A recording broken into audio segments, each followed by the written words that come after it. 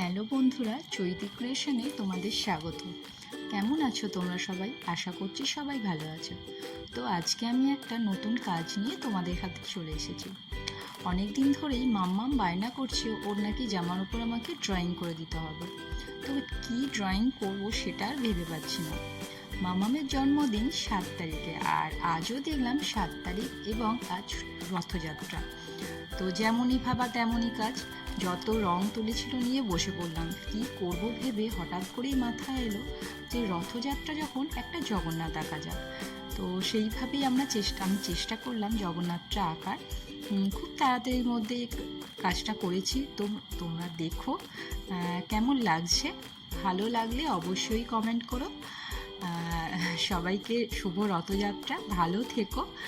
আর আমার কাজ ভালো লাগলে অবশ্যই জানিও। টাটা।